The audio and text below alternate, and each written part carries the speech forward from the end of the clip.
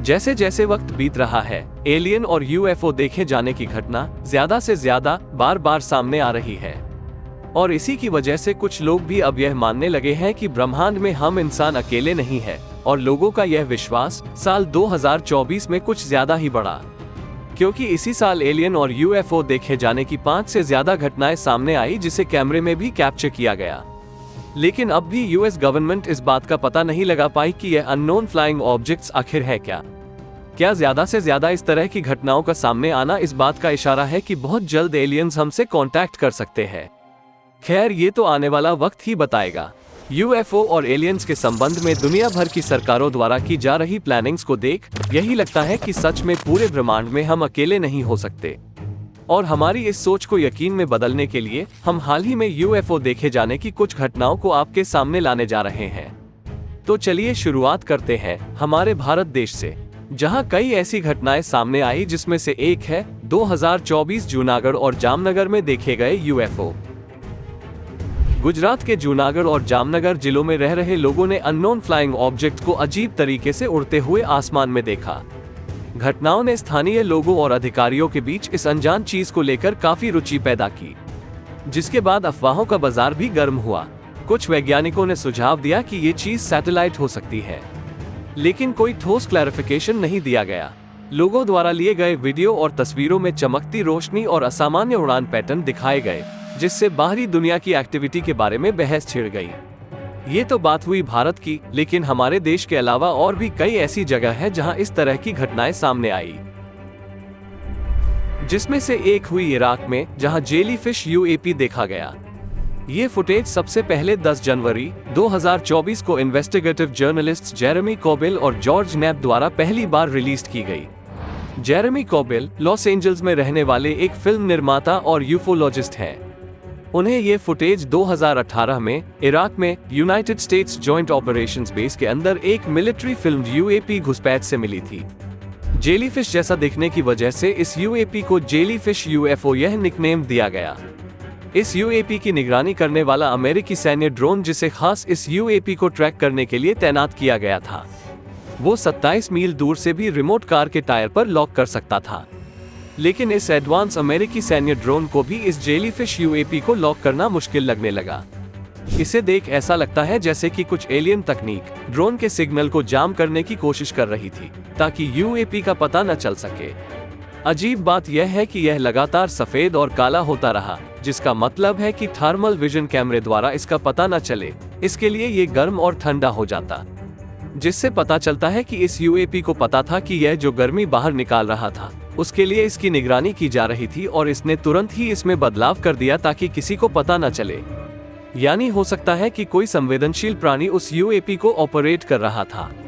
कुछ समय तक अमेरिकी सेना के बेस पर मंडराने के बाद यूएपी फिर पानी के ऊपर चला गया, फिर उसमें डूब गया और करीब 17 मिनट तक पानी के अंदर रहा, और 17 मिनट के बाद ये जबरदस्त स्पीड से पानी से बाहर निकला और गायब हो गया।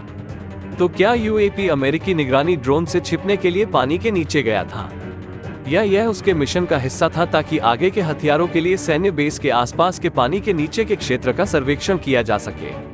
जो भी हो, अमेरिकी सेना को नहीं पता कि यह क्या था। लिस्ट में अगली घटना है यूएस नेवी द्वारा देखा गया ट्रायंगुलर क्राफ्ट। इस फुटेज को यूफोलॉजिस्ट जेरेमी कोबिल ने लीक किया, जिन्होंने जेलीफिश यूएपी वीडियो को जारी किया था। इस वीडियो को अमेरिकी नौसेना कर्मियों ने 2019 में विनाशकारी असरसेल के नाइट विजन कैमरे से कैप्चर किया था, जिसे फिर 2021 में जेरेमी कोबिल ने लीक किया।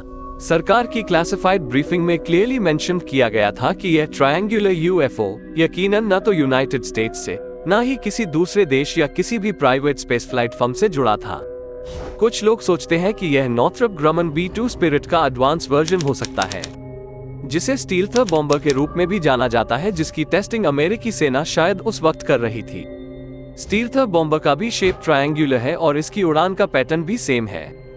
इस वीडियो को रिकॉर्ड करने वाले सैन्य कर्मियों ने कहा कि यूएफओ अनएक्सपेक्टेड तरीके से बर्ताव कर रहा था।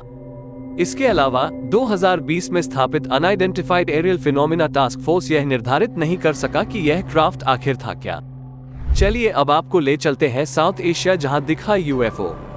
यूएपी का यह वीडियो फुटेज एक फॉरवर्ड लुकिंग इंफ्रारेड कैमरा से लिया गया।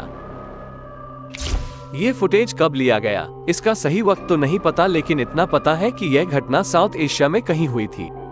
यूनाइटेड स्टेट्स एयरफोर्स के लिए एक रूटीन सर्वेलेंस ऑपरेशन चला रहा MQ-9 एक मानव रहित एरियल व्हीकल है।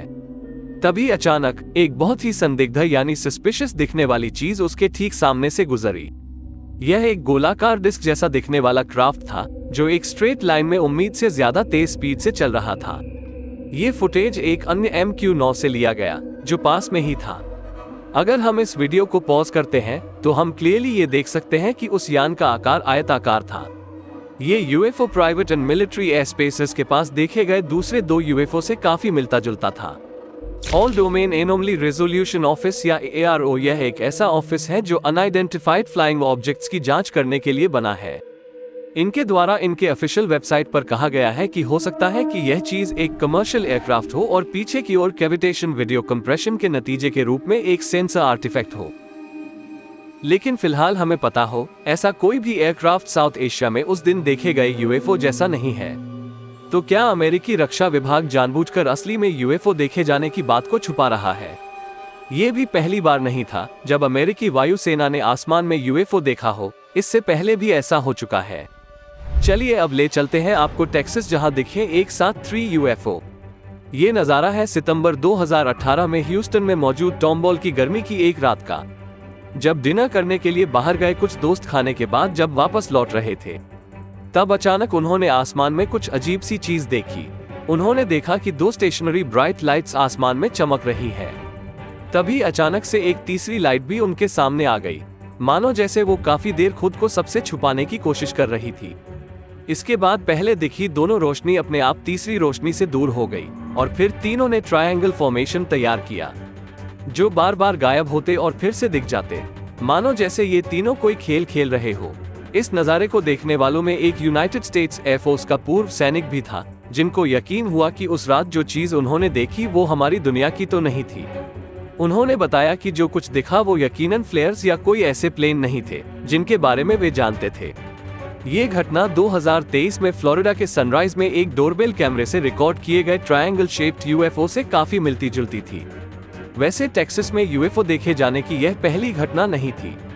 अप्रैल 2022 में भी यहाँ के एक शहर में एक अजीब UFO कैमरे में कैद हुआ जिसमें नारंगी रंग की चमक थी।